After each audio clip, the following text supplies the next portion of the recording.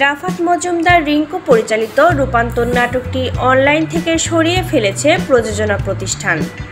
রূপান্তর নাটক নিয়ে নানাভাবে সামাজিক মাধ্যমে আলোচনা সমালোচনা শুরু হয়। সামাজিক মাধ্যমে বলা হচ্ছে ট্রান্সজেন্ডার ইস্যু নিয়ে নাটকটি বানানো হয়েছে। আরেকটি পক্ষ বলছে ট্রান্সজেন্ডার ইস্যুকে কেন্দ্র করে না জেনেই পরিচালক মন গড়া কথা বলেছেন। অন্য একটি পক্ষ দাবি করছে ট্রান্সজেন্ডার কনসেপ্টকে প্রচারণা করা হচ্ছে। মঙ্গলবার দিনভর এই নাটক নিয়ে সামাজিক মাধ্যমে আলোচনা সমালোচনা চলতে থাকে। নাটকের পক্ষে বিপক্ষে কথাও চলতে থাকে। তবে নাটকের বিষয়বস্তু নিয়ে অভিযোগ যাচাই করার আগে ইউটিউব থেকে নাটকটি সরিয়ে নেওয়া হলো।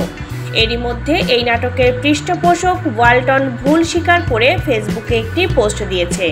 তারা বলছে তারা ভুলবশত বিজ্ঞাপন দিয়েছে এই নাটকে। এ বিষয়ে নাটকের পরিচালক রাফাত মজুমদার রিঙ্কুকে ফোন দেওয়া হলে তিনি ধরেননি। ফলে নাটকটি নিয়ে কী ধরনের জটিলতা তৈরি হয়েছে, কেনই বা ইউটিউব থেকে সরিয়ে নেওয়া হলো তা জানা যায়নি। এই নাটকে অভিনয় করেছেন ফারহান আহমেদ জোভান ও নিহার আহমেদ। নাটকটি প্রযোজনা করেছিল ৫১ মিডিয়া।